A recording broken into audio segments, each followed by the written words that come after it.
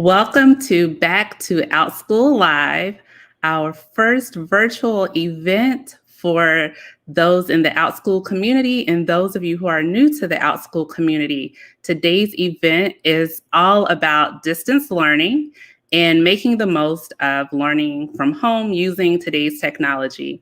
My name is Latonya Moore, and I will be today's host, along with Julie Wiesman, who is Outschool's community manager. She will be our online moderator. So if you have questions, Julie will answer in the comments or she will let us know that you have questions later on, and we'll come back and answer those questions. Hi, Julie. Thanks for moderating and being a part of this event today. Hey, thank you for that. Happy to be here. All right. So our first speaker is Amir Nathoo, who is the CEO of Outschool and a co-founder. And welcome, Amir, to today's event. Back to Outschool Live. Hi there.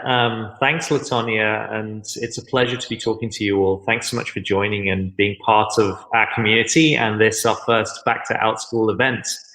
As Latonya said, I'm one of the co-founders of Outschool and I'm the CEO. And I wanted to spend a few minutes at first just telling you a little bit about why I founded Outschool and my own personal journey to this point in education, since I know that many of you, maybe most of you, won't have heard from me before. And then I wanted to spend a few minutes talking about what Outschool is doing to prepare for this very unusual school year and how we're planning to serve families, serve learners, and serve teachers, and hopefully give you a flavor of some of the things we have coming up at Outschool. So I guess I'll start, with my story. And both my parents were teachers, and so a huge part of my motivation in founding Outschool was based on their support of me when I was a kid and how I saw their work. And I've been in technology my whole career, and so have been thinking about how to best apply technology in education for a long time. And when I was starting Outschool, I was very inspired to apply technology in a way that could enable more learning experiences outside of a normal school context. And that was because of my own learning experiences. I grew up in the UK. I had a fantastic standard education and schooling, and I studied engineering at Cambridge. But some of the most impactful learning experiences for me that impacted my career actually happened outside of school. And one very impactful learning experience was when my parents bought me a computer at age 5 and let me play computer games obsessively, and noticed when I became excited to program computer games myself and started to teach myself how to program. And they found a retired economics professor who was starting to teach computer science outside of school. And so that's allowing me to pursue my interests, and then my parents really helping me develop that interest and finding me resources to develop that interest has been so important in my life and my career. And so with Outschool, what we hope to do is give you as families, as parents, opportunities to let your learner pursue interests and find others like them who share those interests, and find teachers who are able to provide instruction, whether that's programming like it was for me, or arts, or core subjects. Whatever is inspiring your learner, we want to help. And that's because it links back to my own experience founding Outschool. And we launched our first product in 2017. So we've been offering these kind of small group live classes for several years now. And then, in our current situation, when COVID hits, the expertise we have in this type of learning has become more important than ever before. So we're just so grateful to be able to help so many families at this time. So that's a little bit about my story. And again, I'm so grateful for your participation in our community and for being able to talk to you today. I also wanted to share a few areas which we're very focused on internally at Outschool in order to help families in the upcoming school year. I think first and foremost, we are focused on increasing the choice and variety of classes and times on our platform, and doing that in a way that ensures really high quality of experience. So providing variety and quality. And the reason more variety is valuable is that it gives you as parents more options to personalize your kids' education and find exactly the right class that fits your learner, the right teacher, the right topic, and especially the right time that can fit in your schedule. But it's also really important to me that you have a fantastic experience on Outschool. And so in order to provide more variety, we're investing heavily in our class quality team to make sure we're vetting classes and teachers, that we're providing feedback and professional developments and responding to your feedback in a responsive and fast way. So that is a key part of our quality work and a key part of our work to prepare to support you the next school year. The second piece is that we want to help your family take classes with friends. One of our most requested feature, particularly in this time, is to make it easier for families to enroll together so that your learner can keep up social connections, either that they've developed online or bring friends who they know in person into Outschool classes with them so they can have a social experience. And so, it's possible to do that today, but it requires, a lot of coordination, a lot of emailing back and forth. And over the next semester, we hope to release more features which will make it easier for you to take classes together with your group, with your friends, with your learning pod, if that's the route you've chosen to take. And then finally, we are concerned about access. One of the great things about live online learning is your learners can interact and have positive learning experiences with other kids from all over the country, all over the world, from different socioeconomic backgrounds, from different places, rural and urban. And that can really help to expand horizons and build empathy. But it's important, in order to be able to give that benefit to our community, that we enable access and try and reduce barriers to access Outschool classes. And so for that reason, we launched Outschool.org in March, which is our nonprofit financial assistance program. And we, as Outschool, have committed $3 million to that access program and have also added donations from external donors. And with that, we are providing financial assistance to families in need to be able to take Outschool classes.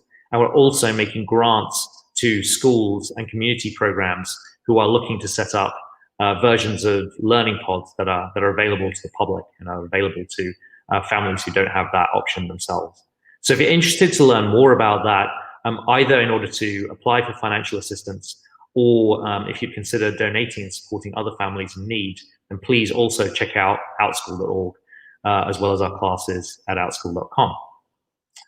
So those were the three areas I wanted to highlight, variety and quality of classes, the ability for your learners to keep their social connections, and our access program at outschool.org.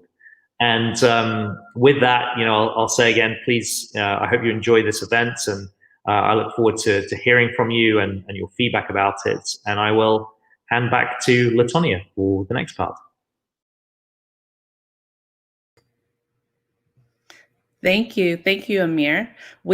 I loved hearing, of course, I always love hearing about all the things that Outschool is doing to make a positive impact on the world around us.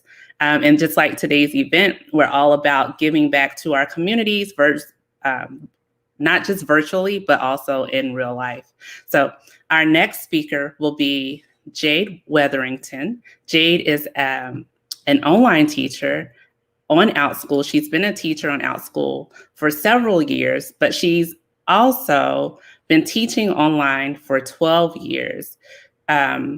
She's taught in public schools for 7 years, and today she's going to share with us how we can help our learners get the most out of an online setting. While we get Jade set up, we're going to take a brief pause. So if you are just joining in, this is Back to Outschool Live, where we are talking about online education, distance learning, and we have quite a few speakers set up to share with you guys to help you, especially if online learning is new for you. So we're going to take a brief break, and we'll be back shortly with Jade Wetherington.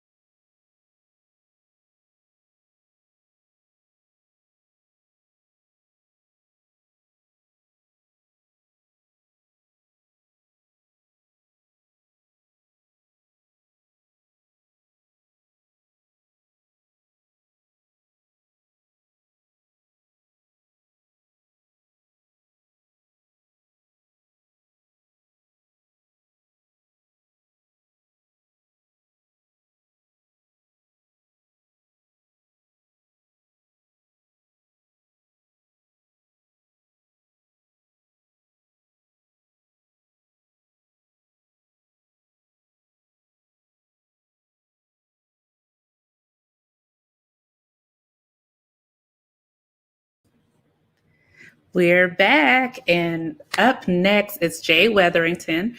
If you were here before we signed off, you may know that Jade is a veteran online teacher and tutor. She's been teaching online for over a decade. She has taught on Outschool for the past 2.5 years. She is a well sought out teacher in our community. She's very knowledgeable, all things learning online and working with children at various grade levels, age levels. And we are so thrilled to have Jade with us here today to share her expertise with you guys when it comes to learning from a distance learning approach. So welcome, Jade. Hello. Hi. Thank you so much for being here today. Yeah, thanks for having me. So I'm going to turn it over to Jade for her presentation on how to make the most of your online classroom. Awesome. Okay. All right, give me 1 second.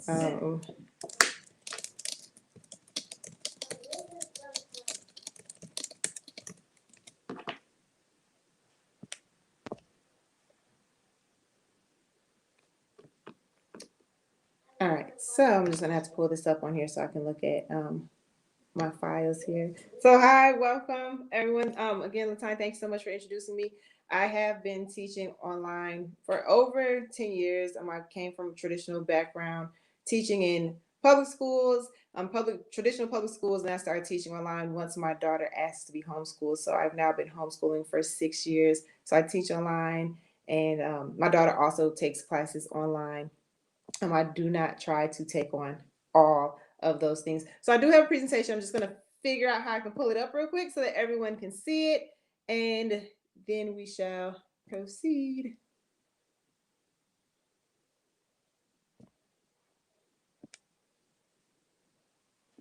Okay.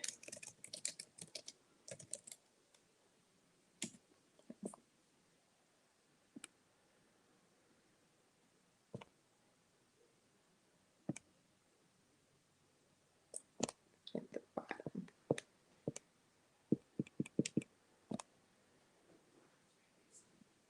Okay. Sorry, everyone. I'm just trying to pull up the slides here. And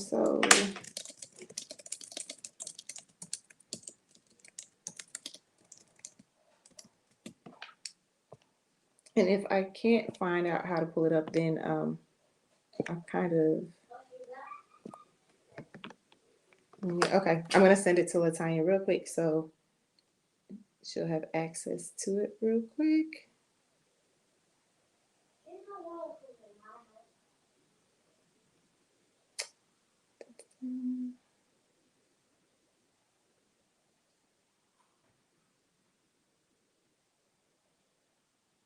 Just sending over the file so we can get that pulled up.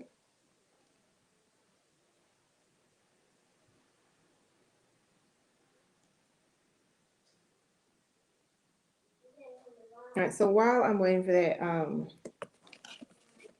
I just want to mention that with online learning, we know that there's going to be a lot of online classes that are now semester long. Some are quarter long, so 9-week, 12-week, even 16-week long classes. And I'm just going to discuss how you can use online classrooms to best benefit you and your child in their learning, and then also helping you prepare for the semester. So I want to show you how you can communicate with teachers and how you can engage in that online classroom and make sure that you understand how to navigate the classroom. So I'm just going to try one more time to pull these files up.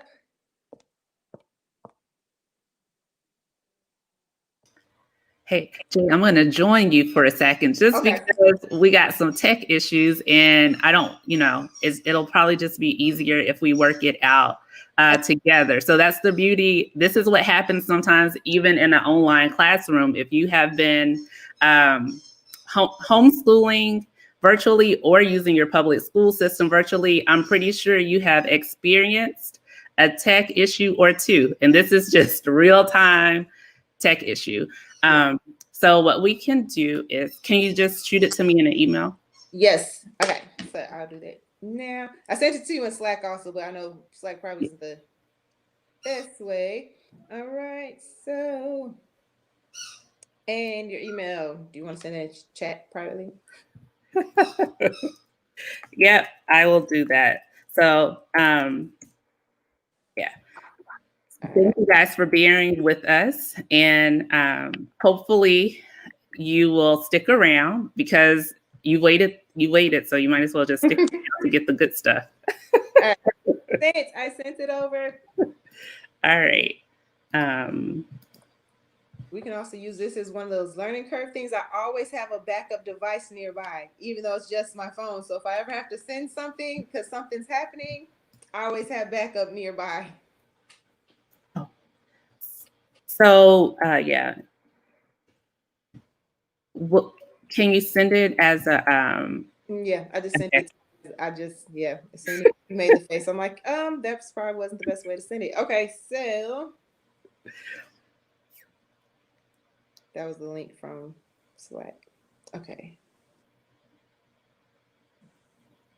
All right. So how many of you are virtual, like new to distance learning, like you're distance learning through your school system? Let us know in the comments, like what type of online learning are your children doing this school year?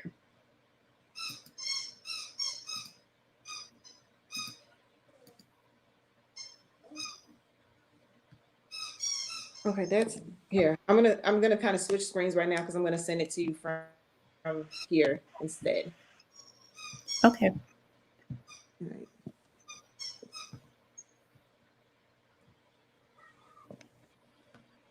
Yeah. So we have some new learners. I mean, new online learners, just virtual newbies, online newbies, virtual in the US. Do we have any virtual learners that are not in the US? Outschool is a US-based company, but we do have learners from all over the world. So we have old virtual learners, people who've been at it for a while, so not just newbies. Thank you guys so much for showing up today. We definitely hope this event will help you as you embark on online learning with your children. I know that, well, I've heard that it can be hard getting started, especially if it's something that's new to you. Oh, we have a few people from Dominican Republic, Canada, Denmark. Thank you guys. Thank you guys for joining us today. I know when I first started teaching online,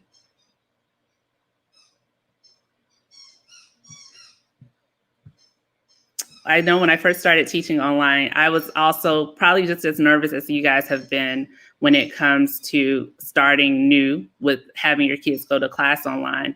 But, you know, the more you do it, the easier it will be, the more comfortable you guys will feel in the virtual classroom.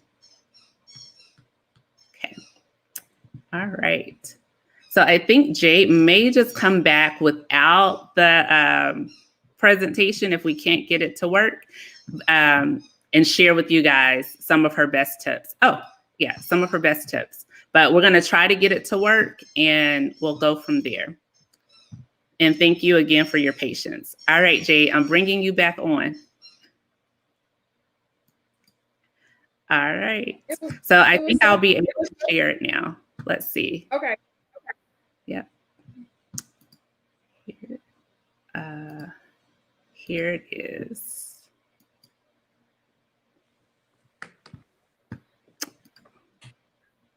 All right. There you go. All right, excellent. Then will I be able to slide it, or will I have to like give you a thumbs up when I'm ready for you to go to the next page, the next slide? Yeah, you will just tell me. Okay. You can just let me know. I'll try to stay, we'll work this thing out together. So All right. Well, thank you so much. You're Okay. welcome. So oh wait, does it limit it? Okay, yeah. So go ahead and go to the agenda. All right, so just some of those talking points. Since Latonya already did an introduction and I already talked about myself a little bit, we'll go ahead and go through these points. So we'll discuss navigating the classroom, virtual classroom rules and expectations, how you can best communicate with teachers, and then some information about developing courses. And then we'll go ahead and get started with navigating the classroom. Okay, so one of the first things, not even one of the first things you should do, but once you start taking a class online, no matter which platform it's on, you want to make sure you know how to use the classroom features. It's kind of best to do this with your child. They're the ones who are going to be taking the class, but you also want to have some understanding on how to use those functions as well. So once you get into the classroom on any platform, look for the different features that you can utilize, the different tools, the different functions, because it differs across platforms. And you'll also want to know how you are going to be able to communicate with teachers. Some teachers prefer only using the platform, or they might have a specific app that you're supposed to be using to communicate with them. And then be respectful of how long it takes them to send you a message back. So even though you might send a message and it's urgent and you want a response right away, they're still working on other things. They might be homeschooling their own children or preparing for their own classes or teaching their own classes. So find out what their communication time is. So if they have a message that states, hey, I'll be able to get back to you within 24 to 36 hours, then just have the expectation, know that it might take them a while to get back to you. And then also you want to know how your learners are going to communicate with the teacher. And that should be the same process. How long is it going to take for them to get responses? How long will it take for them to reply? And the best way they should communicate, is it through the platform? Is it through email? Or is there a specific app that they're using? And then how learners communicate with one another. And one of these issues that kind of comes up quite a bit, sometimes when they're taking online classes, they become friends. They meet people that they like and they want to be able to communicate with them outside the classroom.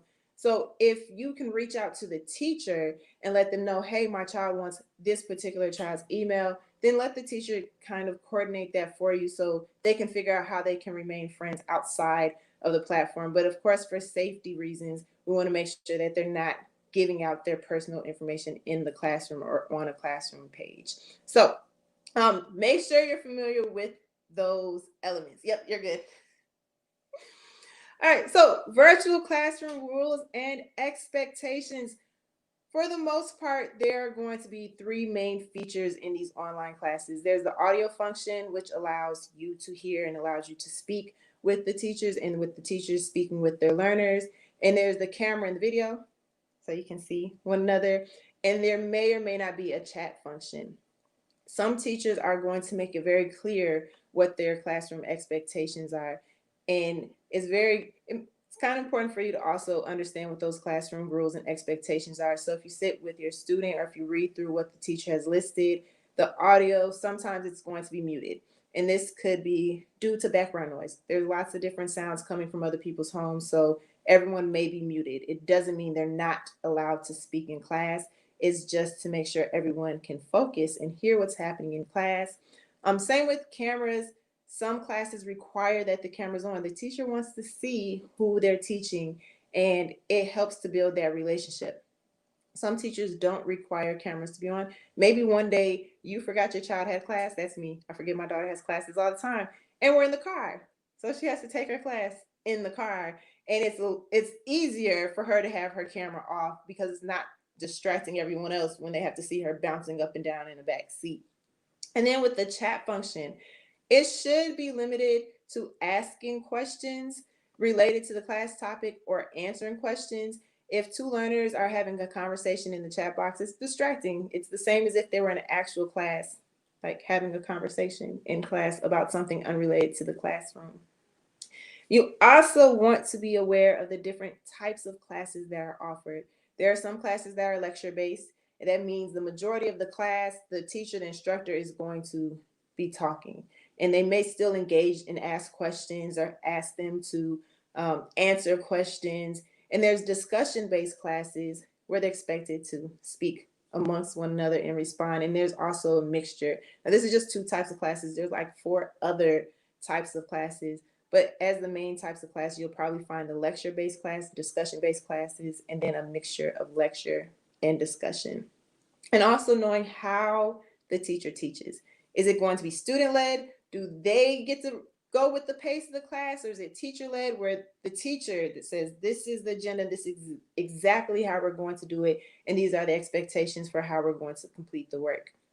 Another thing to note, the differences between a virtual classroom and the traditional classroom. So coming from my background, when I first started teaching virtual classrooms, I made sure my expectations were still clear, but I had to adjust. I had to learn how to accommodate the expectations I have in a physical classroom where I can walk up to a learner and kind of like lean down and ask them a question privately isn't really the same in the virtual classroom. So make sure your child's aware of how those things are going to differ. And once they get comfortable and once they get used to it, it makes it a lot easier for them. It also makes it easy for the teacher to help them with that transition to this virtual classroom platform. All right, and then more information about communicating with teachers. So not only do you want to be able to communicate with the teacher about your child, but there are certain things that you should make the teacher aware of to ensure that your child is having the best learning in the classroom. So things that you should communicate with the teacher. Let them know if your child has any learning differences and or if they need any accommodations. So I'll give an example. I teach writing classes and I have some learners who might use text to talk. That's fine. They're still getting the assignment done, and letting the teacher know in advance. Or I had one parent who's like, my child's going to be taking class with their stuffed animal. I'm like, okay, that's fine. As long as I know, so I'm not thinking, oh, the child's just holding this stuffed animal in class because they're trying to take the attention off of what's happening. So if you reach out to teachers in advance and let them know this is what's going to be happening, or specifically ask for accommodations that may be needed. Another example, my main class is a 5-paragraph essay class. And I'll have a parent who really wants their child to take the class, but they're not quite ready to write 5 paragraphs. So my accommodation, okay, sure, I can modify it. They can do 3 paragraphs instead of the 5 paragraphs. So if you communicate with that with the teacher, they can try to plan in advance, or they can work with you to ensure that your child's getting the most out of their classes. And then the types of feedback or assessment. Say, hey, what type of feedback are you providing? Or do you give assessments for this class? And depending on the type of feedback you get, and I'm going to use myself as an example again, since I teach writing classes, I have to find a medium. I have to find the middle ground for providing feedback. Some parents feel like it's too much and some feel like it's not enough. So within that first week of a class, if you're realizing like, hey, my child needs a little bit more feedback, or could you not go so hard on my child? Let the teacher know so they can make that adjustment to the class. You don't want to wait until the class is over to say, hey, I really would have liked if you did this. Let them know right away so that they can make those changes to best, again, fit your child's need. And then knowing about those expectations about communication or around communication. The one thing, like I mentioned, make sure you're very clear. Make sure it's clear how you're going to communicate with the teacher, and know that it might not always be an immediate response back to them. And once the class is complete, or even as the class is going on, leaving feedback. Myself and many teachers I know enjoy getting feedback, constructive feedback. It helps us make our classes better. So if there's something specific that you feel would make the class better, reach out to the teacher and let them know. Or if you feel like there's something that's awesome, also let them know. So not just the worst things, but also the best things. So providing that feedback to teachers allows them to make their classes better for you and your child.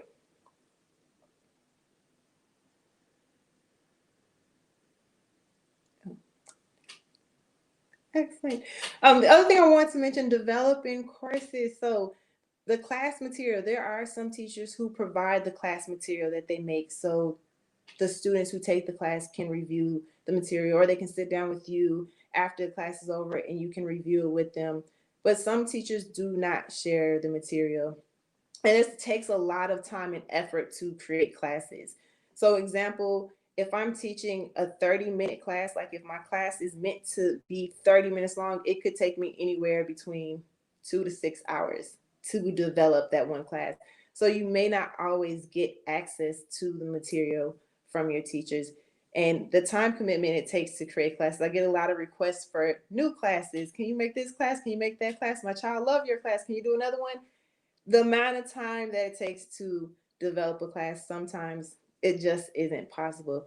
But I'm always open to suggestions. So another thing, you can always make suggestions to teachers. If you feel like they had a really awesome class and you're like, hey, you should have a part 2, let them know so they can have time to, or they can sit down and try to determine if they have enough time to make an additional class. And I kind of feel like I just ran through all the material because I started so late. So I don't know, Latonya, am I able to take questions?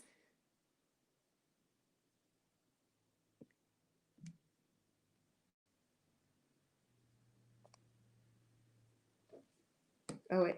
You're muted.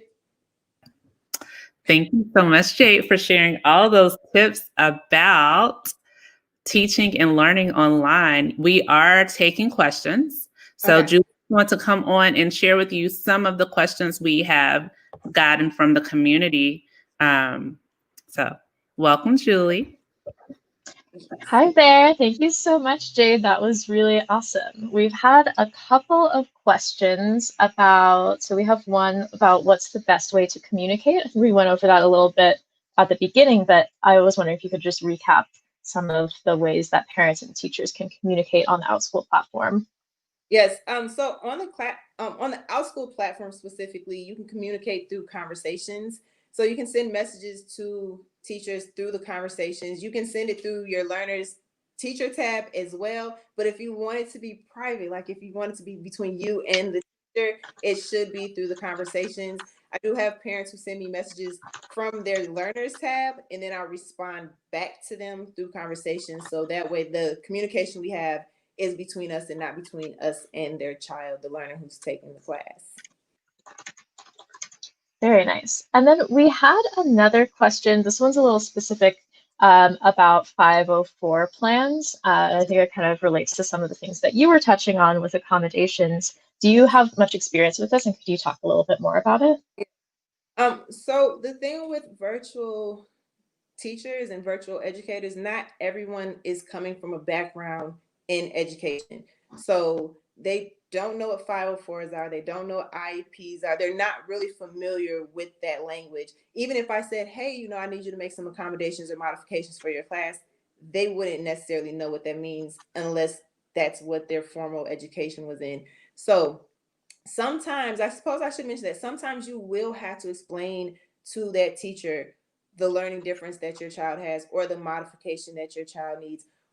And if you feel like it's not going to be a good fit, you can always find a teacher that will be a good fit for that. For most of my classes, I'm very accommodating if they let me know.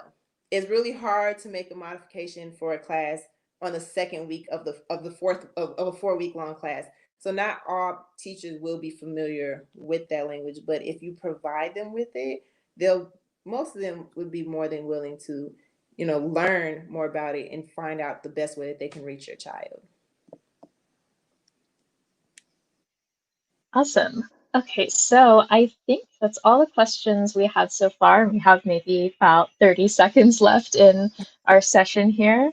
So thank you so much for coming on. If anyone wants to throw in any last minute questions, we can try to answer them now, or I can answer them through the comments later as well. Otherwise, I think maybe Latonya will come back on to lead us into our next session. Thank you so much, Jade. Oh, we do have one question real quick. Yes. Latonya's not here yet. Can you tell me if the teacher can tell you if your child is keeping up with class or if they're falling behind? Oh, and so for assessments, that's another thing. If you ask a teacher for a specific assessment, some teachers will provide those. So when I have classes, and my classes are mainly for 11 to 15-year-olds, and I'll have parents who will want their younger child to take my class or their older child to take the class. And depending on like writing samples I ask for, I'll allow them to take the class, or I'll ask them to wait another year to take a different class before they sign them up. But I'm able to provide the assessment because of my formal training, my background. I understand if they're at grade level or if they're reaching the objectives to the class. So most of the times you will come across teachers who know if your child is reaching a level or if they're behind, or what they can do to actually catch up if you're interested in having them at a specific grade level. Awesome. That's really great. And then we had a question also from someone who was saying that it's difficult for their 7-year-old being at home, keeping their attention at all times, unlike in a live classroom. And I guess Vivi's just wondering, how would a teacher handle this? How would a teacher handle, and then there's also this policy on Outschool that parents should not be with them during class time. Could you talk a little bit about that one as well? Yes. So I tell parents, if they're like right there on in the camera, I'm like, hey, mom, hey, dad, you're more than welcome to sit, and I just need you to do it off camera. So if you need to sit with your child, if you know that they will not sit still in front of the camera and they're going to be bouncing all over the place, I always say it's fine to be in the room with them, as long as you're not like sitting them down, holding them tight so that they're sitting still. But I don't have any issue with them being in the classroom as long as they're not here in the frame. And that's just for the comfort and the of all the learners in class. If they're like, oh, but there's one parent here in class. And when I do have children that are kind of like, they don't want to sit still, I find a way to engage them. So I've had experience where I've had a child who just bouncing all around the room. Hey, what are you doing? And they tell me what they're doing, and I ask them to bring it to class. So if they're running around chasing their dog, go ahead, bring your dog to class. What's your dog's name? And then once they get comfortable with that part, they're able to sit still and stay in class. So it's kind of like the teachers have to learn how to be the masters of their virtual classrooms and how to try to engage every single learner in their different styles of learning. My daughter does not sit still when she's learning, and I'm fine with that. But when it's time for her class, I'm like, babe, I just need you to sit still. She'd rather lay upside down and learn, but that's not going to work for the classroom environment. Totally. Thanks so much for that, Jade. And I just wanted to jump in because I forgot when someone was asking about 504 plans and IEPs. We have a session on unique learning needs in about 20 minutes. So, definitely encourage you to join back in if you have more questions about that, or catch up on the recording of this afterwards as well. And then it looks like we had a question about transcripts being transferable to public schools. Jay, do you know much about this one? Only because I'm a homeschooler. So it differs per state. There are some states that will allow you to use the Outschool transcripts, and you can just enter a line on your transcripts that you keep for your homeschool, but you want to check with your state. Some of them are transferable. I've done a few transferable non-credit credits for classes where I just have to send in like a paragraph of the course description, provide a percentage grade, participation, all those things, but it just differs per state. So some states will accept them and some states won't use it as a credit, but you can still use it on a transcript as a non-graded credit. Okay, makes sense. Yeah, so it has to be kind of like, you have to kind of pick and choose and talk to your school about it a little bit. Yeah. And sometimes you can talk to the teacher and you can ask them to send a form saying that they took the class just to show, because sometimes if you have to keep a portfolio for your state, they'll also allow you to use that for the portfolio. Awesome. Great. Well, thanks so much for all that info, Jade. Looks like I'm not seeing a lot of other questions.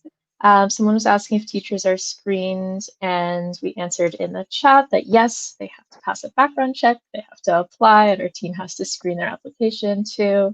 So the background check will help to make sure that everything is safe and your kids are being taught by someone who's vetted. So I think maybe this is time for us to welcome Latonya back on screen, unless there's something else that you want to share, Jade. I feel like I need to reposition myself right here. There we go. The middle. Yeah. No, I guess, the one thing I would say is that communication with teachers. As a teacher, I'm always welcome to receiving feedback and talking to parents. And when my daughter takes classes, I'm always the one sending the really long messages of this is my expectations, this is what she needs, because she's a bouncer. She can't stay still. And I'll just let them know, like, hey, if she's moving too much, just send her a private message to say, hey, you need to sit still. Like, for me, that's what I'm okay with. So letting those teachers know in advance what you need and what your child needs, it'll make your life easier, because then you can do less. When the teacher knows that, hey, my child's going to be running around the class and it's okay. If they send me a message say they don't mind if their child's running around the room, I'm like, okay, cool, thanks for letting me know. And they can go ahead and run around the room as long as they're still taking in what's happening in the classroom. Thank you, Jade. I enjoyed your talk. I enjoyed your presentation, and thank you for just standing strong as we got it all worked out. Yeah. Yeah, I really appreciated what you've been saying about not, sometimes we think about accommodations as just academic accommodations, but you're speaking of this is who this person is. So how can we meet this person as a human, as they are, and help them get the most out of the class without taking away who they are. So I really appreciate you reiterating those things, because I think it can be hard, especially as grown-ups who are used to, well, you're supposed to sit at this desk and just sit here. So I like that you reiterated that. And I hope that parents are hearing you when you say, advocate for your children. Let the teachers know what they need, because ultimately we're all strangers and we're all doing the best with what we know about each other. So if we don't have a lot to work with, then we don't have a lot to work with. Yeah. So thanks for reminding us of that. All right. So next up we have, well, two of it. I mean, we're already on the screen. But next up, we have Ask a Veteran Homeschooler, who happens to be me. So Jade, thank you again for joining us, and we'll see you later. We'll see you later. Thank you. Look, I can't get both hands in the screen, so this one. Bye. Thank you so much. All right. So next up is, Ask a Veteran Homeschooler. Okay.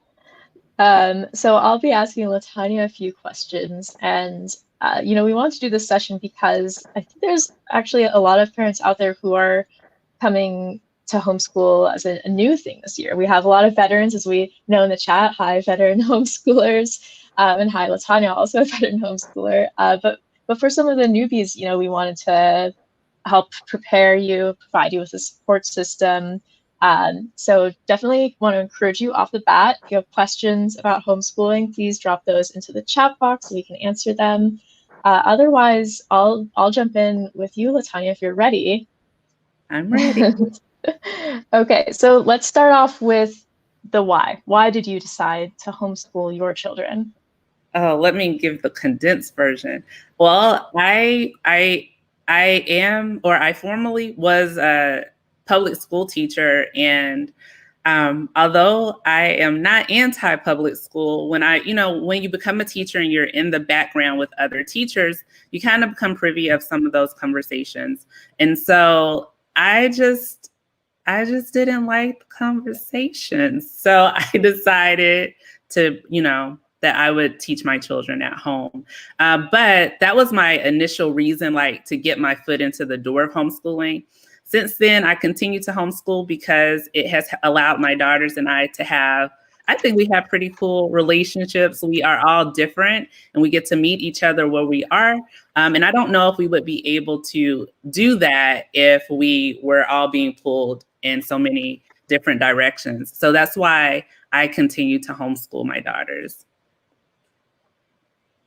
Great. Yeah, it's a personal decision for everyone. And, so you've been doing this for years now, and I'm sure you've come across many challenges. What would you say is the most challenging part of homeschooling? Well, for me, it would be to consistently and frequently have to come up with new routines. So I'm a very routine type of person. I don't like transitions that well, and I'm learning that more and more this year. So that would be my hardest thing, is to have to look at our schedule again to see, maybe this worked last month, but it doesn't work this month. So we have to do some things differently. And actually this morning I sat down with a calendar and a schedule to say, okay, we got to figure out this math situation. So let's make sure we pencil in some real time to make sure you get what you need to get to achieve your math goals. So I think that would be the hardest part for me. Yeah, it sounds like there's a lot of adjustment. Have you had to kind of adapt for your kids each year? Have they had new, individual challenges that you've had to adapt to as well? Yeah, so Yeah, because I'm going to bring up math again because math makes us think. And sometimes we don't want to think.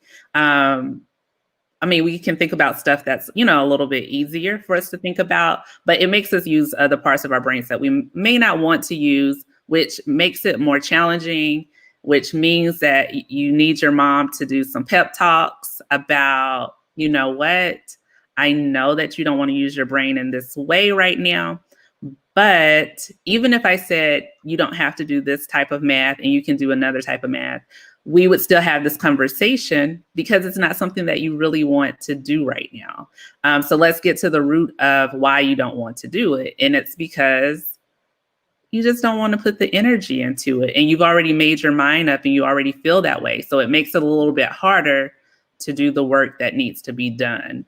So those are the types of conversations we have. So when there is a challenge, it's not always about looking at math is the issue, but what's the underlying issue beneath the math? It's not really the math. It's I don't want to spend my time doing this and I don't want to use my brain in this way. So it feels uncomfortable. So let's work through the uncomfortableness of it versus, oh, you're just you just don't, you're just not a math person. So we don't do you're just not a math person talk. We could do like, what's underneath that?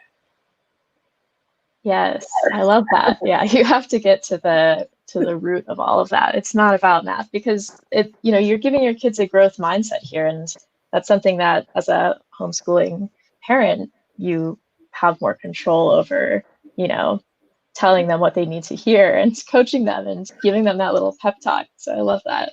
Yeah, I definitely see myself more as a facilitator of learning versus their teacher. I feel like I'm here as a tool or resource for them. I mean, I do have to teach them how to do things, but as my overall view of myself is as a facilitator of their learning.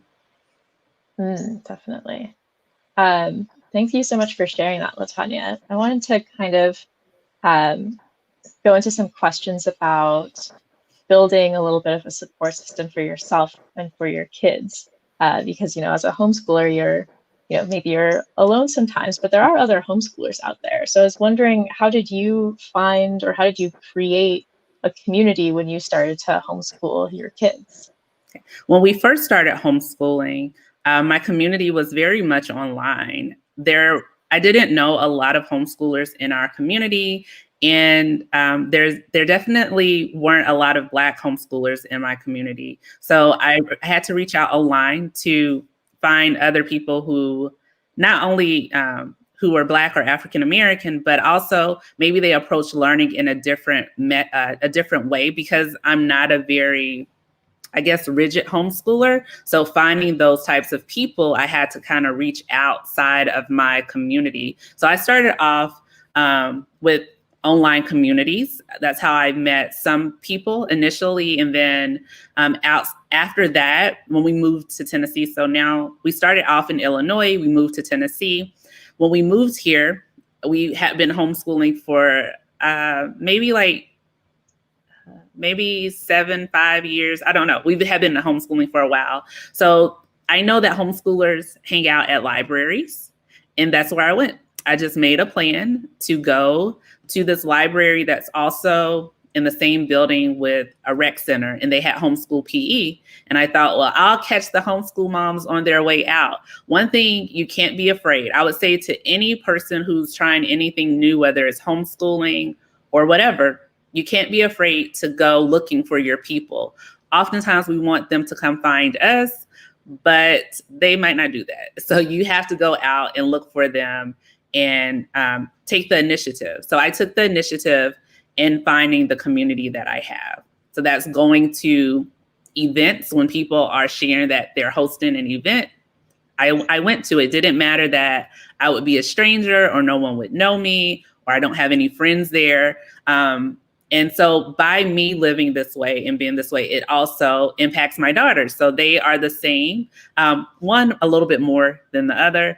She doesn't mind going out to make new friends, being the one to bring others into her circle.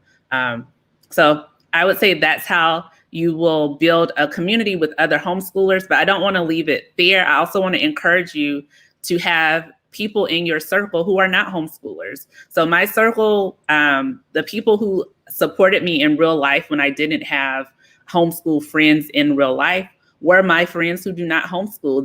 They would check in and see how we are doing. They will ask if we need materials. Like when my husband experienced unemployment, I had a friend that called to say, do you guys have all your homeschool material? So making sure that you are sharing your life openly with those who you've been friends with forever. You know, it doesn't have to be new people. You can bring them into what you are, into this new role that you have in your life. That's awesome. It sounds like you have some great friends, Latonya. And like you said, that comes from, being open and sharing your life with others and bringing them in. So I really love that. And you talked a little bit about your kids, kind of finding their community too. Could you tell us a little bit more about, do your kids ever feel isolated? How do you keep them from feeling isolated? Yeah, I would say they have moments. Well, like they're two totally different people. One of my daughters, she is fine with herself. She doesn't need, a lot of people around her. But my other daughter, I won't say she needs a lot of people around her, but she does enjoy hanging out with her friends and those that she's met that she enjoys being around. So to help them, even during this season of Corona and COVID-19 and all those things, they've had their own Zoom meetings with their friends. We have some friends that we are pretty close to, and they're kind of doing the same things that we're doing. So we still have the opportunities for them to get together, so that they are being able to connect and hang out with their friends. We still say yes to some things, like we count the cost. So we count the cost, like, is this activity worth it for you, or for you to go to this activity? And is it more important than this other activity? And we make decisions based off of what our family needs and what the girls need at the given moment. So I guess the one thing to really consider for your kids is to be more willing to say yes, but not yes to the point where you are driving yourself crazy or you're super overwhelmed, but think about when can you say yes? Like, do you have space in your life where you can say yes to this thing, or does it have to be no? So I say yes a lot. Honestly, I try to say yes a lot because I just feel like everything is a learning opportunity, and I don't want them to, I just don't want them to feel like they're missing out on something. But I also say no. I do say no when it's necessary. So I try to say yes a lot, but I still say no when it's necessary. But making sure that you have a good mix of yes, so that your kids can be with their friends. And that includes, they can Zoom, they can have their phones to have conversations, to use whatever messaging app, because some kids don't have cell phones, so they can only use messaging apps. So even having to say, oh yes, you can put this messaging app on your phone, even though I probably would not have thought about you adding this app, but to help them be able to connect. So I do feel like I have to say yes to help them get those connections that they need. Definitely. Thanks so much for sharing that. Yeah, I think that's really, really important. We actually had a question come in through the comments, and it's from Amy, who's new to homeschooling and has a kindergartner, but he's not always cooperative, and she's feeling some tension between them sometimes. She's wondering, how do you reset and try again? Do you have any tips? Well, I am a walk away type of person. It's like, I don't know if this is, okay, I'm just going to tell you what I do. So I am a walk away type of person. I feel like we shouldn't, if there's no need for friction, then if I can remove myself to get rid of the friction, I will. But in removing myself, I'm not saying I'm done with this. Like, okay, you don't have to do it and I'm walking away and you can go be free and do whatever you want to do. But walking away gives me the opportunity to take a moment to myself to think about, okay, so what is the goal? What do I really want my child to get from this experience? If it's, I want them to, I want my child to be able to read this list of words, then I will think, okay, well, this particular way that we're doing it may not be the best way. So is it that the child doesn't want to learn how to read the list of words, or is it the approach? Is it the time of day? All of those things play a role. So stepping back gives you the time to reevaluate what your child needs. I also say, think about how you are feeling, because sometimes if we feel like we're going to sit down and do this reading lesson right now. So I just need it to go well because in 10 minutes, I have something else to do. So it has to go well because I have something else to do. That's putting pressure on yourself, and it's also putting pressure on your child. So I would say take a moment to think about all the things that you can't see that's happening. Like, how do you really feel? Like, did you really feel like doing the lesson yourself? How was your child feeling when you brought him to you to do the lesson? Do you have to do it the way that you are currently approaching it? Can you do it a different way? I'm using reading, but one thing that I used to do is have a poster up in the kitchen with words on the wall.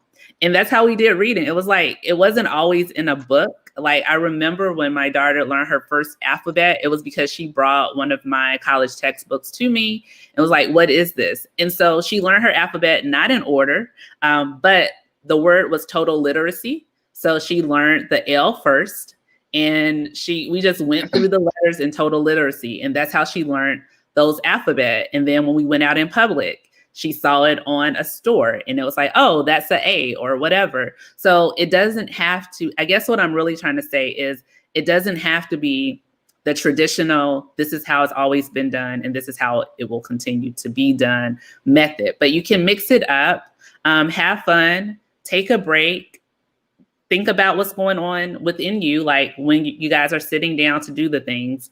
And then ask your son, how does he feel? Because feelings have a lot to do with our reactions to things.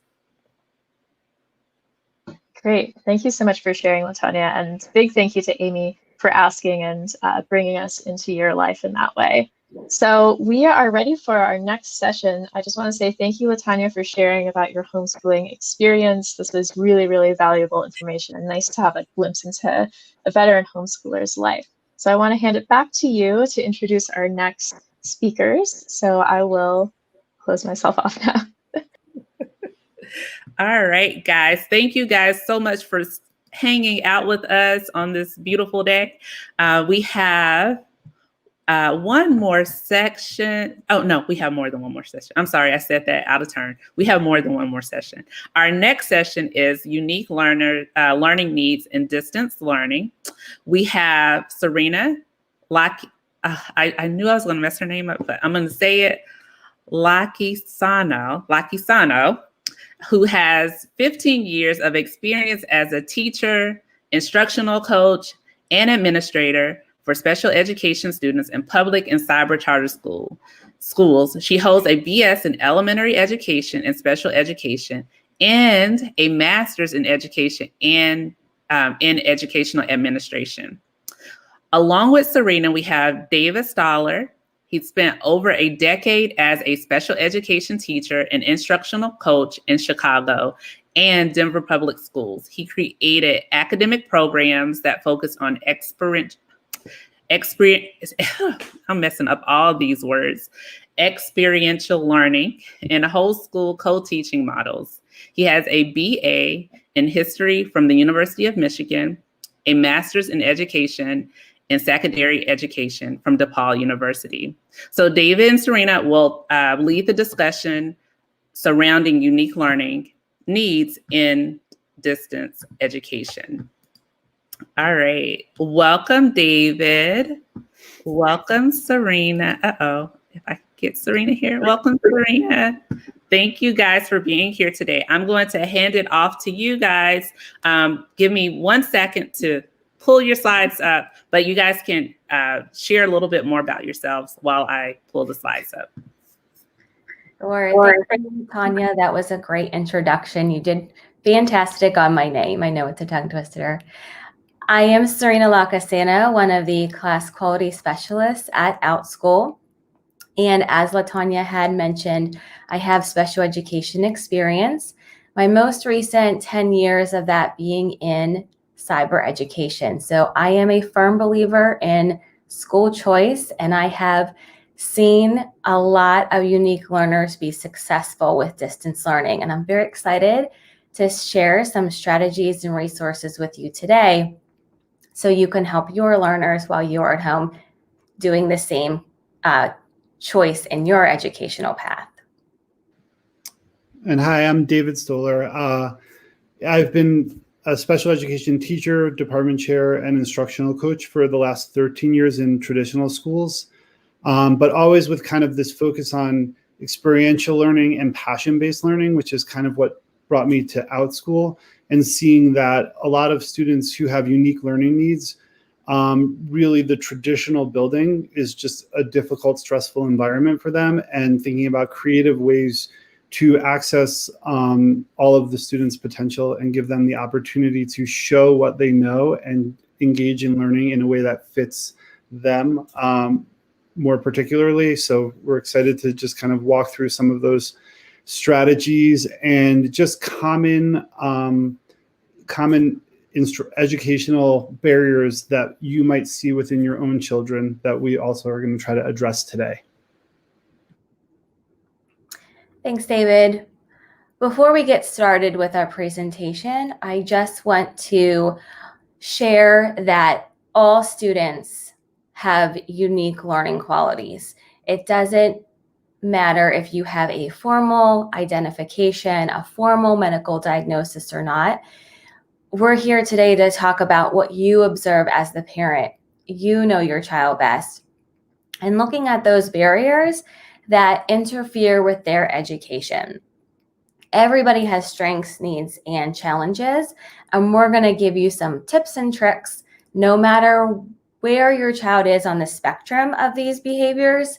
I'm sure one way or another you have experienced these with your learner. So hopefully today you resonate with some of them, you may resonate with all of them, and walk away with some ideas on how to approach those behaviors moving forward.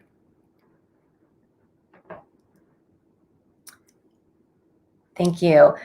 First barrier is the attention barrier.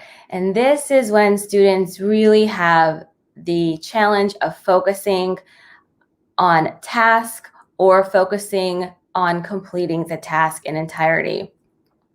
This can show up in distance learning in a few different ways. Students can shut down. You may see them as lazy, but they're really just overstimulated and can't sustain attention to their task. They might have difficulty taking turns. They may look unprepared for class or unprepared to learn for the day. You may catch them daydreaming, watching and listening to everything that's around them except for what is right in front of them.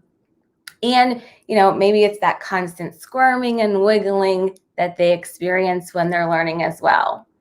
So to overcome some of these attention barriers, think about incorporating some physical activity into your task that you want the student to do. If they are a student that likes to move, then get them to move. Have breaks that allow them to move. Go ahead and be flexible with your schedule and when your learner attends to tasks. It doesn't have to be X, Y, and Z a certain day because that's what your friend is doing or that's what you think is right. You do what's right for your learner and what you know is best and that time of day that works best for your learner.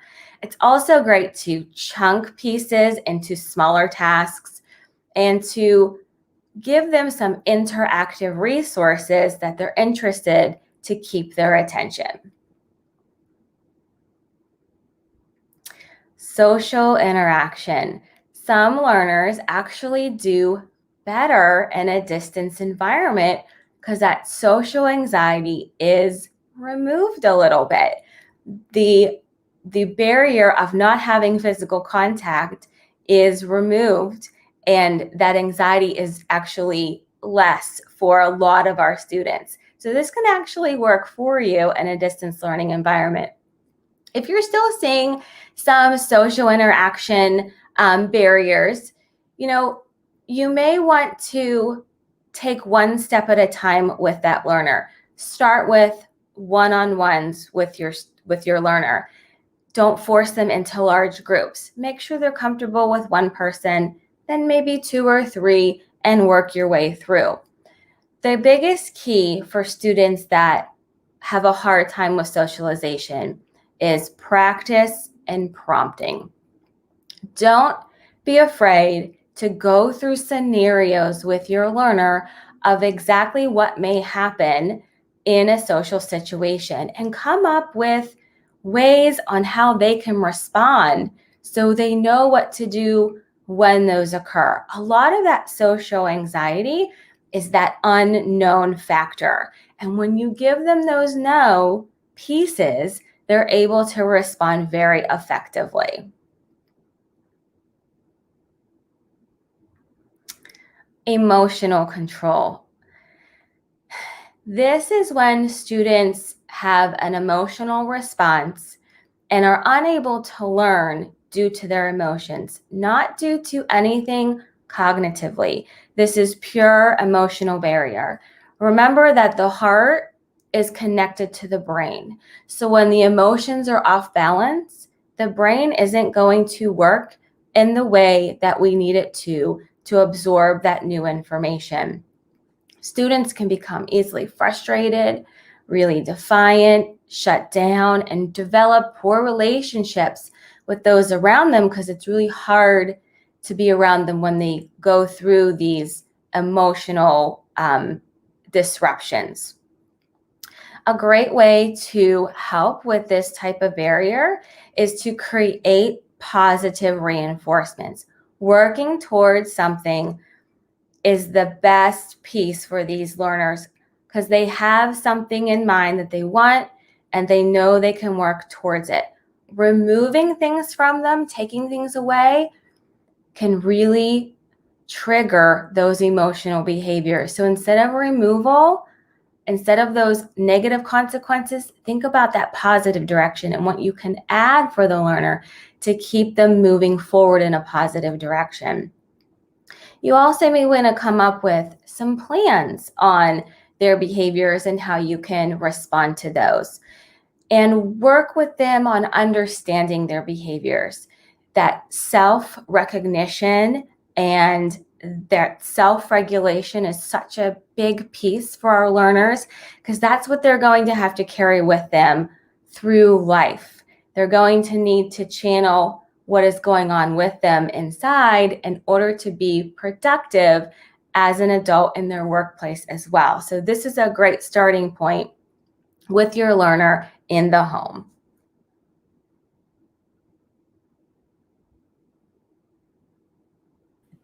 Thanks, Serena. So the next one we're looking at is verbal expression. And verbal expression has a lot to do with the struggle to get the words or the correct words from your brain out of your mouth. It's like using vague or broad terminology. Also, it kind of can have an impact in vocabulary development and language development. So some of the ways that it kind of shows up in distance learning is that these learners do not really want to engage in classroom discussions because they are unsure if they are going to be using the right words or the right language, and they don't want to sound like they don't know what they're talking about. A lot of times they do have a good understanding. They just don't have that expressive ability to show you what they know audibly. A lot of like some of the mechanisms that happen because of this is that they repeat what they heard previously as opposed to kind of creating their new thought and expressing that verbally. You'll hear them use words broad words like stuff or things to describe academic terminology. They will use the word as a filler a lot because they're struggling to access the information that is often in their brains in a verbal manner. So those are kind of ways that it shows up a lot in the different classes. So it also has a major impact when you're learning new academic vocabulary, because you want to make sure with academic language that they are using the precise terms, because these terms have a lot of significance in the school setting. And if they're using imprecise terms, then they're not accurately describing the things and the topics that they're addressing.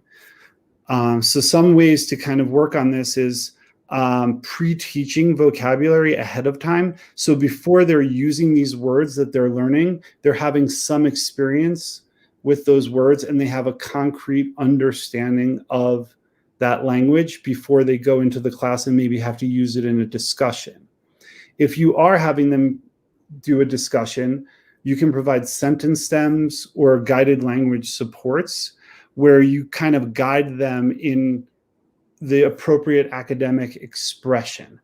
It helps them formulate a sentence so they know exactly how to make, if they're making an argument or they're trying to connect ideas, you give them a shell so that they can work on how they express their understanding in a way that effectively shows you what they know.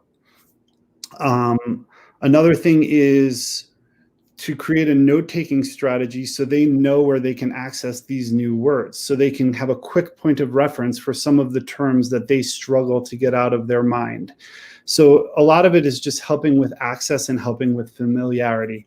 And the more that they are comfortable with the terms, then the easier it will be for them to express them verbally. Another barrier is auditory processing. So verbal is an output-related barrier. Auditory processing is an input-related. It's how the information that you're taking in gets into your brain.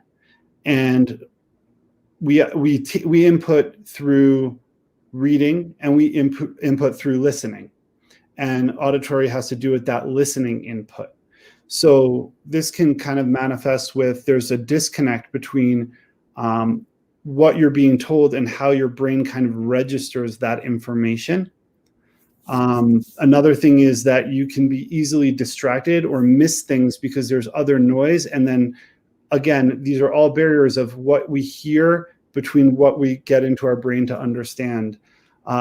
You might see this a lot with students where you'll say a word and they'll think you said something that sounds very similar, but makes kind of no sense in the context. And you're like, wait, where did you get that? So like, you said, put on a hat, it's cold. And they're like, why would I put on a cat, right? Things like that, where there's these little barriers and then they can have a giant impact on what they understand about what you're saying. And sometimes you'll be like, are you even listening to me? And they are listening, but unfortunately they do have a processing disorder where what they're hearing and the way it goes into their brain has this major disconnect. So we want to be kind of aware and like supportive in this environment. And in distance learning, because so much of it is through Zoom or these other platforms, and so much of it is oral based, which helps a lot of our learners that struggle with reading input barriers, but it can really manifest with our learners that have auditory barriers because they struggle to follow conversations. If people are talking out of order, they don't know where the new information is coming from. They might miss their verbal cues, and they will often be shut down and not kind of engage in conversations because they don't really know. They haven't really processed all this new information to be comfortable expressing ideas on it. So some things that we can do is, one thing is to create a quiet space so that there's as few auditory distractions as possible so that they can really be focused. Another thing is, if we are going to be expecting something, we don't just present it orally, we also present it in a written manner too. So they have this second way to access that information. That's notes or directions. We want to give them every way to access and input the new information into their brains. I mean, a really basic one is to slow down your cadence when you're speaking. Speak a little bit louder and a little bit more clearly. These sort of steps will help them because it will help them know where to focus and really be able to focus. And then another kind of way to check is to actually have to stop and say, hey, can you repeat to me what is expected of you? And so then when they repeat it to you, if there's a barrier, then you can quickly identify it and make a correction. So these are all different ways to kind of support those needs. And our final one is task initiation. And task initiation, right, often connected with the attention concerns, but it's, I don't know how to get started. And then even when I get started, I don't know how to power through activities. So it's not, it is initiation, which is that getting started, but it is also that when I've slowed down within the task, can I restart and get on to the next step? So there's kind of two phases on task initiation. You know, what does this look like? A student doesn't know what they are supposed to be doing, or they're overwhelmed and then they just don't do anything. A lot of students will become frustrated. Well, they didn't even tell me what I'm supposed to do. I don't know what to do. And they just give up. And a lot of times, like as a parent, right, or as a teacher, we might think, oh, they just don't want to do this, or, oh, the student's being lazy, but that's not the case. They really struggle with a barrier of, how do I get started? Something looks very overwhelming and they don't know how to attack it, and therefore they don't do anything. And it isn't laziness, it's really being overwhelmed or not really sure about how do I get going. So like some of the things that we can do is, first is like, we need to check on these students more frequently. We can't trust that they know what they're doing and they're just going to get going, right? We sometimes even walk them through the first part of a task, make the first part of a task really accessible so that they can have a victory. They can have something down on that paper that shows that they understand what they're doing and they're making progress, because making progress is really, really good. Step-by-step directions. A lot of times teachers and parents, I'm a teacher and a parent, we like to tell our kids everything that they're supposed to do because we've got their attention. But that is very overwhelming. So we need to be like, the first thing I need you to do is this. When you've done this, check back in with me. I will give you the next thing to do. And we really are, that's kind of goes with step-by-step directions and chunking assignments. Another thing similarly to the last one is find out that they know what they're supposed to do, right? A lot of students and a lot of children don't want to ask questions because they don't want to upset you or seem like they weren't paying attention. I really don't know what I'm supposed to do. So give them space to ask questions so you can kind of clarify what you need from them. Another thing is exemplars. So this is a big thing in traditional schools where we show them a model response or a model product for what we want them to do so that they have something to look at to guide them to know that they're making progress on that. Graphic organizers are another way to really structure students through the work. So a lot of it is clarification and structure. And those are overlapping themes with a lot of the needs that we have with our students. So the last slide here, and I believe the resources are going to be made available, but this is just kind of a number of different supportive websites, resources, tools, and information about different types of disabilities or unique learning needs, and also different supports. So these are all hyperlinked. So hopefully everyone will have access to this presentation and they can kind of go through these different resources and look for the ones that might be most supportive for you and your learner. And I think now we're going to do some Q&A. I believe so. Yeah. Hey, so I'm here to bring in some questions for you, and we saw some come in through our comment feed on our Facebook Live. We have a question about writing issues specifically, and how can we help kids with writing difficulties when they're forced to actually write and not type? I can go on that one first. So one thing I would say is, if a little point of clarification, are we talking about the actual organizing thoughts and the structured writing component of it, or are we talking about the physical, like, kind of barrier to writing because of muscle issues or things like that? If it is the physical barrier, personally, I believe that it should be supported through students should be allowed to type anything, because to allow a physical barrier to stop them from, like, representing what they know is very unfair. It would, I would not allow I would not say that a blind person or person with visual impairment couldn't listen to an audiobook. I wouldn't say somebody who has that physical barrier shouldn't be able to type. There's tools like Google Read and Write, which does voice to text as well for something like dysgraphia, where they can actually put that app onto the computer and share and say their response, and it will automatically type for them. I would say use a lot of the tools that are available. Grammarly helps with grammar, because that's another common obstacle. And then in terms of just kind of like formally, like the writing process, lots of, I would use graphic organizers, sentence stems for kind of ways to clearly express their thoughts and give them a structure. And like I said before, exemplars. And then another thing is mentor text, which is a similar type of writing, but not the one that they're generating. So if you want them to create editorial, you could have them read some op-eds from a newspaper, and they can see the general structure. So those are all kind of tips for working on writing.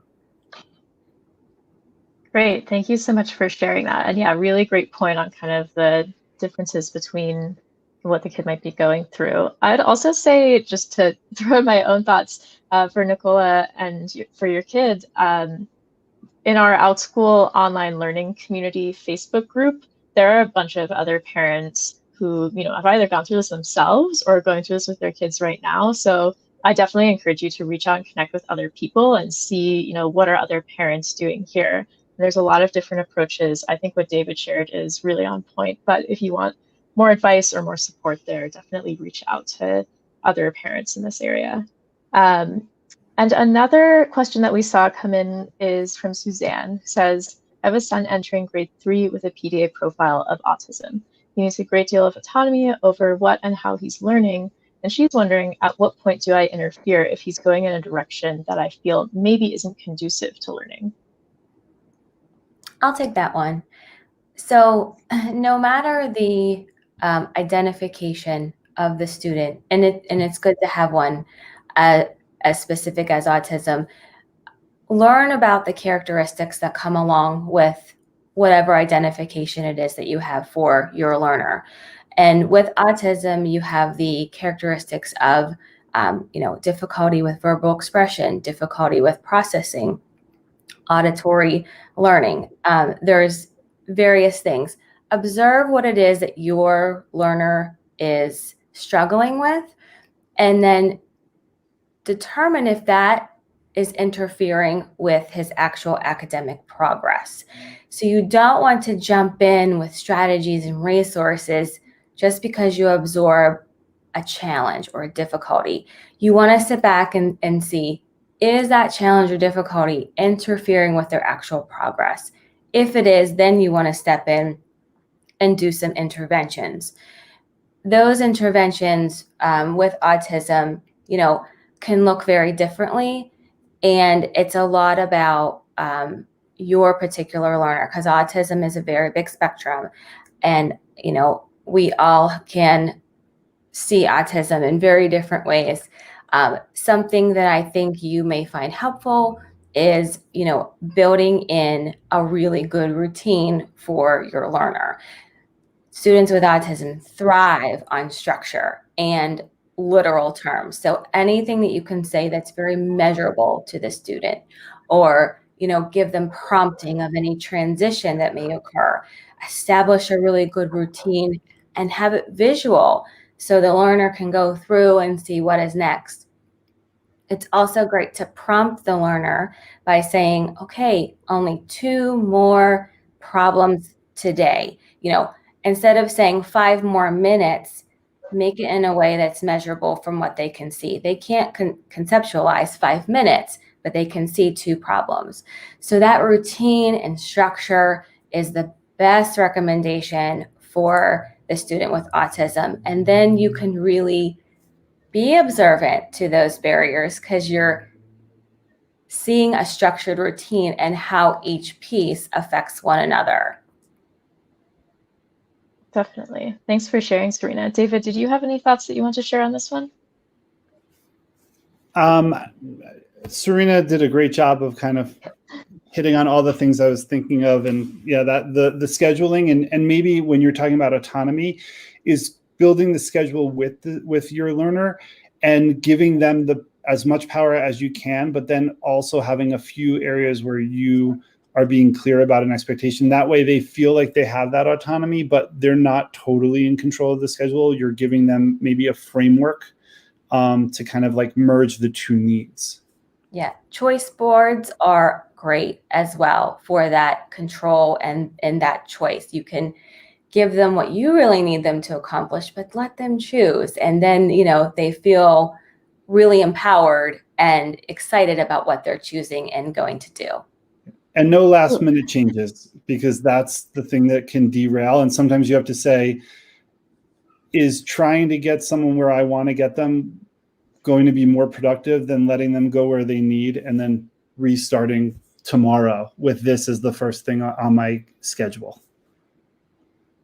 Wow, really great points. Thank you both for that. And Serena, you were talking a little bit about routines and the importance of routines, and we actually have a question about that as well. Could we talk about some specific routines that are helpful in, I guess, maybe connecting with students remotely or connecting students with their distance learning? What helps there?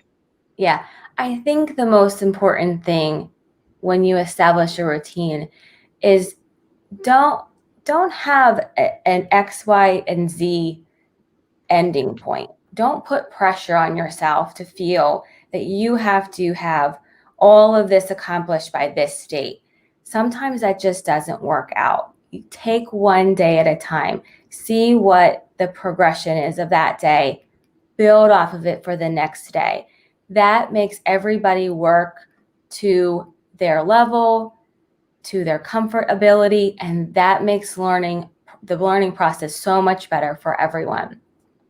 As far as connecting with peers and maybe incorporating some Outschool classes or social groups, I would set certain days and times for those as well. Students thrive on knowing that Wednesday in the afternoon, we're going to get together with my friends. So that way they know what Wednesday is coming up, they know the time, and they're excited about it. And they're not asking you all week, what day are we going? What time are we going? Are you sure? Did they cancel? And it relieves that stress because they can see it in the planner. They know it's happening. It's a routine, and that's what they're going to do. So any social aspect, put that into a routine as well. And that absolutely helps with them, decreasing that anxiety and having those knowns in front of them. Awesome. That's really great. David, are there any tips about routines or any specific routines that you've seen work well for kids? Having a clear outline of your classes or just a general structure of the class is really helpful for students. I think it's helpful for you also. It gives you a roadmap. As Serena said, if something takes a little longer or a little bit shorter, that's okay. But people feel more comfortable and more at ease with a roadmap. I would say I always start, and this was traditional or remote, with some sort of team building or opportunity to learn something about a student that's unique or interesting or connected to what you're going to teach about. So like try to make that like first question which I will always present because there are a lot of students who do need that text, right? Where it's something where it's connected to what you're going to learn, but it's also something that they can have like a unique and personal answer to.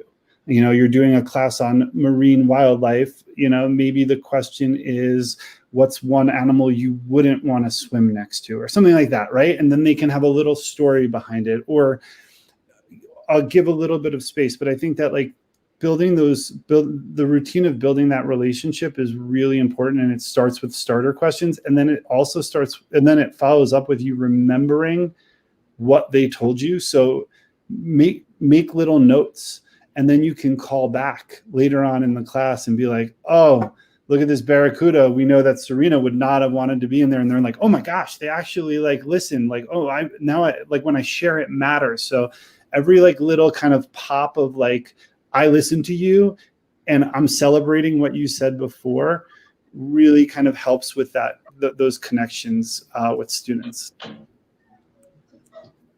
Thanks so much for sharing that, David. And I think we're going to wrap up and head into our next session now. So I'll call Latonya back onto the screen, and also just want to say thank you, David, Serena, and thank you to all of our viewers who are asking questions in the comments. We have more to come. I'll pass it back to Latonya, and I'll see you in the comments. Thank you, guys. All right. So thank you guys for being here, participating, learning with us about digital learning in 2020. Next up, we have, let me take this off. Excuse me. Next up, we have Education Equity and the Digital Divide with Sabrina Rojas Weiss. Sabrina is the parenting editor, or not editor, but writer at She Knows, where she has been covering the many ways our job of raising kids has changed so drastically over the past 6 months. She previously wrote about parenting, health, and entertainment for publications such as Refinery 29, Cosmopolitan, Yahoo, TV Guide, and MTV News. Welcome, Sabrina. Thank you for joining us today. I'm very happy to be here. Also joining us is Justin Dent. Justin is a social entrepreneur committed to creating a more just education system. He leads Outschool.org, which provides access to free classes for students and families in need. Justin previously founded Ethos, a nonprofit that equips marginalized learners with tools for success through and after college, where he served as the executive director. Thank you, Justin, for joining us. It's great to be with you. All right. So, Justin, tell us a little bit about your work with Outschool.org and the goals for Outschool.org. Yeah, absolutely. So Outschool.org was started in March as we were noticing that school closures and how education was shifting in the pandemic era was having a disproportionate effect on low-income learners and those who couldn't access really the wealth of resources that were online and outside of what was being provided by schools and school districts as everything was moving. And so we started Outschool.org to do our part to provide free Outschool classes to families in need. And so as we look towards what is a continued era of hybrid schooling and school closures and more reliance on virtual resources such as Outschool, over the next few months, we're looking to increase the amount of hours of learning that we're able to provide on Outschool to low-income families. But we're also stepping up and adding some additional programs in the way of supporting school districts, schools, and nonprofit organizations and communities themselves with both Outschool classes, but also providing cash assistance and cash grants for in-person learning centers, because we know that for low-income families, so many of the social services that they receive are very often through schools themselves and through that in-person connection. And we've been really trying to do our part to stave off some of the divide that we're seeing and the inequities around things like potting. And this is one of the ways that we're trying to do that. Thanks, Justin. Sabrina, with this year's school closings, they have impacted not just the classroom, but beyond the classroom. What are other areas we should be on the lookout for? Well, I think the biggest, most universal area is mental health. Yeah. Both the children and their parents. I think it's one of those things that is affecting even the wealthiest of parents, and then it's compounding the bigger problems that the more underprivileged families are facing. Either it's just stress that parents are under with their kids at home and trying to work from home while having them here, but then there's the stress of their physical health, where their kids are at risk, or their families are at risk, and they're really they're feeling whatever we're feeling too. Yeah. So, I'm seeing that in my own child. So I can't even picture what it's like right now for the children whose parents are on the front lines or whose parents have recently become unemployed because of this. I think that's one of the largest areas of concern beyond academics. As you've been talking to parents, what type of stories have you heard from them regarding this shift in the way, where we are right now in their day-to-day living? Yeah, well, it depends on who you're going to talk to. I've talked to celebrities who are hiding in their closet away from their kids sometimes. And everyone, children are adaptable, but then they are also breaking every once in a while too. Behavior-wise, I think, I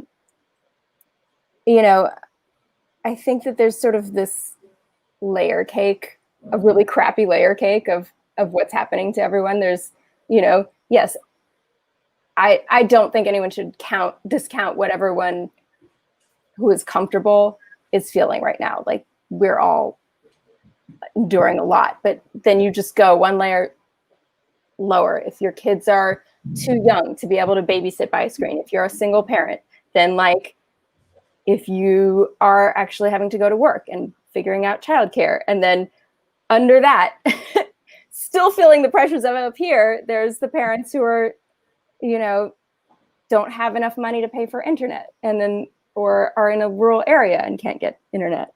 And then I've been in touch through my own child's school. There are the students at a very nearby school where the children were really going hungry, and that is not a thing that people are talking about enough. The percentage of families who don't have enough food is like 15% now. And that was before the stimulus ended. And then you have the immigrant families who are either documented or undocumented, who are afraid to ask for assistance. It's only been their teachers who were able to report to someone who could help them that the kids were not getting enough to eat. And, there's like a crazy low amount of students who are getting their free or reduced lunches. It was like 15%, I heard on NPR the other day. So a lot of the systems we had set in place to help those in need are falling apart right now too. So that's what I'm hearing. A lot of cheery things. A lot of heavy things. Yeah. Justin, I know that you are also in contact with parents through Outschool.org. Are you hearing some of the same things from those parents? And how do we reconcile or help when we may not know what to do or how to help? Yeah, absolutely. Similar to what Sabrina was saying, so many of what parents are missing and in need of, particularly a lot of the parents that I speak to or listen to, are things like food. right? Things like the psychological safety and counseling support services that their children used to receive in school that they can't afford outside of school. Enrichment activities that used to be provided by the city, state, or county that are no longer happening because of COVID, but provided really necessary outlets for their children that they don't have. And then also the childcare element is extremely pertinent with a lot of the families that I've heard from on the .org side. And, as much as classes like Outschool can be a help, they're not an end all and be all if your parent has to be outside of the household to keep your household afloat. And so one of the things that we've heard a lot over the past few weeks, particularly as we've been trying to talk to more and more parents to see what can Outschool do to help, is really how far the unemployment checks really did go to help families and meet some of those exigent needs that they don't have now. And so there's really been a shift in reckoning of how do you provide enrichment activities, how do you provide additional virtual supplements for children, and then how do you provide for food with an absence of that. And so that was one of the reasons that we did have to shift our thinking at Outschool to not just providing classes, but also providing financial support for institutions and communities that were in a place to provide some of those necessary services to families. Yeah. And, families are taking, they've had to step up and take a lot of things into their own hands because of where we are today. What have you noticed with the shifts and the changes in the practice that have, the parents, having to create new schedules or having to maybe even look for a different employment because previous employment is no longer cohesive to what their lives look like right now. What have you guys, either of you, whoever wants to jump in first, what have you noticed that has worked for the families who have been able to make adjustments, and what hasn't worked, like for those families who haven't been, who may not have access to a different career option or childcare or a school that provides laptops so their child could do distance learning versus in person, or maybe, all those different things that are different depending on which area you are in the country. So that's another thing, like depending on where you are, the options you have available are also different. So I know I said a lot, but notice what is working, what isn't working, and whoever wants to go first.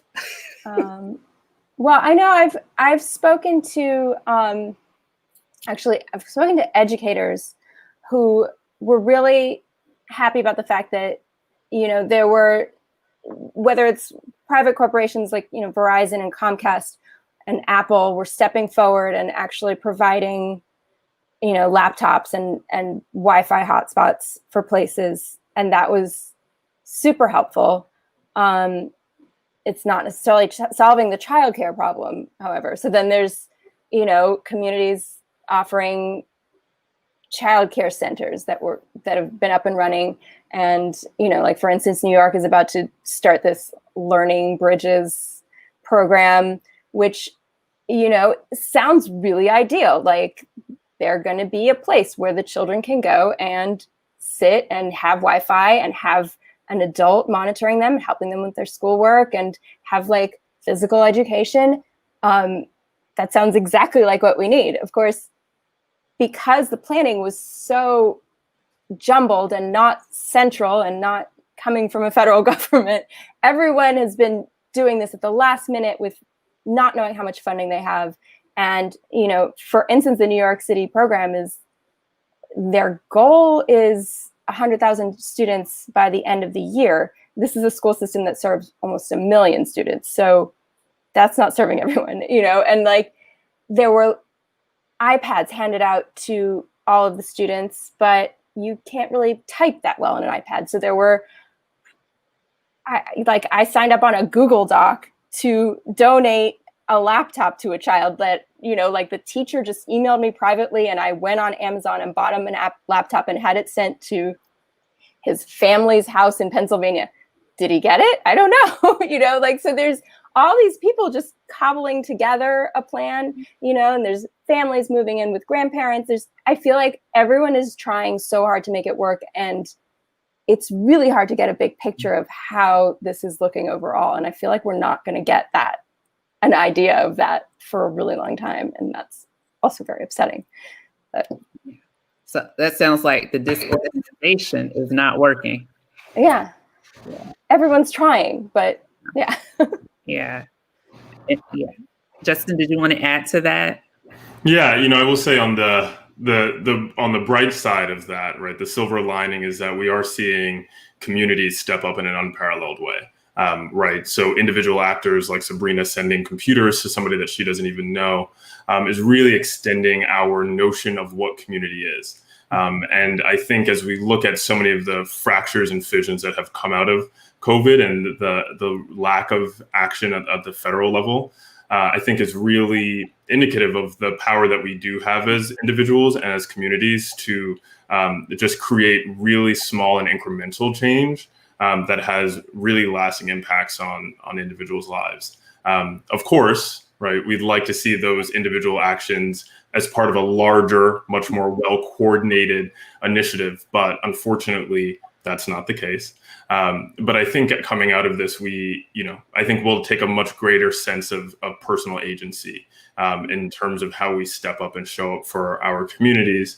And just, you know, having been on calls with a lot of educators who are trying to spin up programs similar to what Sabrina just mentioned is happening in New York City, you know, there's been a lot of stop and start because states are shifting the health guidances on a daily basis. And as a result, a lot of these in-person services or community-oriented services have to shift and stop and start as well. But there's been a tremendous amount of resilience in those efforts. And just from the educators and administrators that I've spoken to, being very creative in finding ways to work with and around the health guidance while ensuring that students are in a safe environment.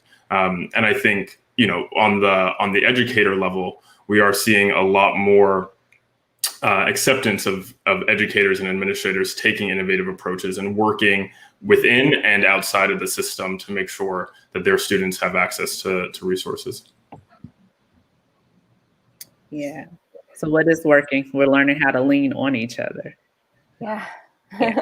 That's a good thing to pull out, because I think so often we can put most of our focus on what isn't working. So thanks for bringing that out, Justin. So I know when I was in college preparing to become a teacher, a well-rounded education was a buzzword. It was so important. You know, you want to be a person that is making an impact on the next generation and helping them to have this well-rounded education. What does that look like in 2020? What does a well-rounded education look like in 2020? I feel like you could answer that more than I could. I'm like, what is education anymore? Can we get one subject? It's so hard to think big picture right now. I think that everyone's just trying so hard just to get through tomorrow, right? I don't know. I do think that, you know, if we want to look for the bright side, I have heard many people talking about the non-academic education that their kids have gotten inadvertently, that they're very independent now. You know, a lot more kids know how to use the computer by themselves. They're teaching their parents how to use the computer. They know how to navigate around, and they're doing a lot more independent study.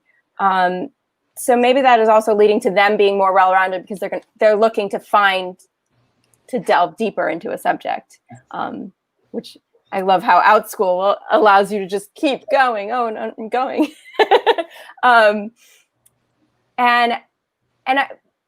My worry is that with the education system suffering so much from a lack of money now, there's a lot of arts education that's really going to be underfunded for a very long time. And I worry that people are going to be like, well, that's not what they need. But I feel like arts and humanities are how we speak to each other about emotions. Children aren't going to talk about their feelings, but they might connect to each other over their favorite song. So that's my worry, is that we're going to lose a well-rounded education after this, and it's going to be felt elsewhere too. Yeah, I think to Sabrina's point, I was listening to an interview that we did with a parent who'd used Outschool.org, and her learner has autism, and she said the saving grace throughout quarantine has been the trumpet class that her son has been taking on Outschool, and it's been what's brought him joy and what has really helped the family to stave off what otherwise might have been a really daunting and depressing time, because that one little bit of light in terms of her hearing her son play trumpet and her son being able to take reoccurring trumpet lessons, and in the way that Serena and David were talking about, give some structure to her son, and all of this has been really redeeming. And I think it's unfortunate that, to the extent that budgets reflect our values and arts education and a lot of the things that are bringing students joy are going to be what is cut, I think really necessitates us shifting what is a well-rounded education. Yeah. Should we focus more on what gives students joy and dive more deeply into that? Or should we focus on what gets a school more funding, or what gets a school more laudits in the way of standardized test scores and the like? And so I think that with parents now, out of necessity, taking an increased role in the classroom, right, and being the classroom themselves, it really is an opportunity to look deeply at what does your child love to learn, and how can education do that? How can education help to support that love of learning more deeply and more robustly? Because I have faith that children and families can come to a decision about how to educate themselves and how to dive more deeply into the areas that matter. And humanities is so important, math is so important, and those fundamentals are absolutely necessary. But just as necessary are the things that bring out bring out that spark of genius and creativity that you might not see on a standardized test. And so I think that we do have an opportunity to redefine what a well-rounded education looks like coming out of this, particularly now that so much of learning is happening inside of the household. Yes, it's definitely, I definitely see it as a way we can make a shift if we seize the opportunity.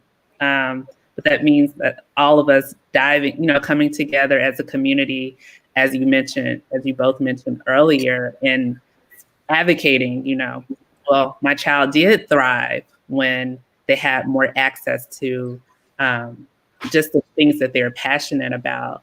As we get ready to close up our time together, I want to ask you guys, what can we as individuals do to strengthen our communities and lessen the education gap? And so, however you see the education gap, because I know that could be a conversation on its own, but what could we do to lessen that? Because we are all coming from different areas, different communities that have different programs and resources and funds and things like that. But as individuals, what can we do to lessen that the education gap? You want to go first, Justin? Okay. I think that, what I've seen this summer, was a lot of people reaching out to their friends, reaching out to individual groups, speaking about what are we going to donate to together about racial justice? How are we going to promote, how are we going to make each other accountable to what we're talking about? And I feel like everyone's been a lot more open about that, about putting their money where their mouth is, and that's certainly, those conversations are helping. And I think that, there's conversations to have with, if you're in a public school, have it with your PTA and ask them what they're going to do for other schools in the district. If there's ways that you can share funds with the schools whose parents don't have means. And I think there's ways of looking towards your local government and seeing what they're doing in terms of, community center and things like that. I think that there's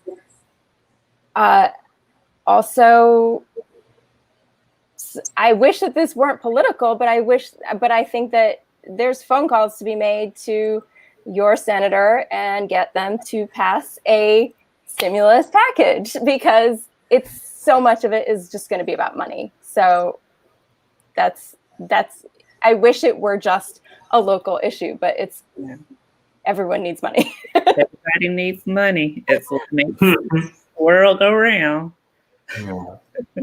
Yeah, I think there's so many great examples of individuals just standing up and doing something to help one other student or one family that really does go the distance. And I think anybody watching this right now is clearly committed and engaged in education, and I think comes from a place of really being able to bring that light to somebody else in their neighborhood or to their block or to a few of their neighbors.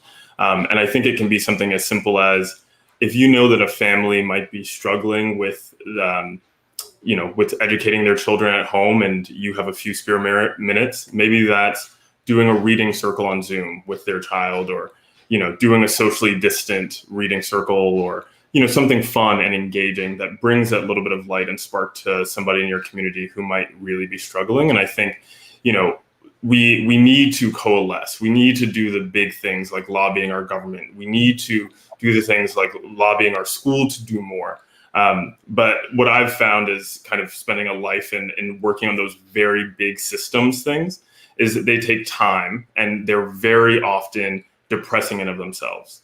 And the things that have brought me the most joy and the most light and allowed me to keep doing that system level work are the small things, like knocking on a neighbor's door. Or I live in Harlem right now, and we have outside, they've shut down our street to traffic. And so every day the children go out and play with each other, and we do socially distanced reading circles and poetry slams and things like that. And so I think very small, fun things like that, try it and see what it does for your neighbors and for you as well. Thank you, Sabrina and Justin. You both have encouraged me. As I'm looking at the books on my bookshelf, I'm like, I have books in my storage that I could go and share with other people who could benefit from them. And then Sabrina, you sharing that you sent a computer, it never even crossed my mind to do something like that. So we all can do something. It doesn't have to be as large as a computer, but if it's a box of books that you already have and you're no longer using, share, and do that small thing, so that the big stuff that you really have no control over right now won't feel as heavy if we each just do one small thing. Thank you, Justin and Sabrina. I appreciate you guys for being here today for our first virtual event. Yay! Thank you so much. Bye, guys. Thank you. Bye. All right. So thank you all for joining. Back to Outschool Live. Today was so amazing. If you did not get to hear all of the presentations, all of the speakers, please come back and watch the recordings. The recording will be available later today, so you'll be able to watch any parts that you've missed. If you need to take notes, because Serena and David, they shared some awesome details about digital learning with, I think they used the word special needs or learning differences. You should come back and watch it if you didn't catch it. We had an awesome conversation with Sabrina and Justin Amir, the co-founder of Outschool, joined us earlier. And Jade, we had a hiccup with Jade, so you might have to fast forward a little bit, but she also shared a lot of information about making the most of the online classroom as an educator and as a learner. So if you missed any part of our event today, please come back. You can watch on YouTube or on Facebook, and we'll probably post it somewhere else. So it'll be accessible for you to watch later on today. Thank you again for joining us, and we'll see you around. Happy outschooling.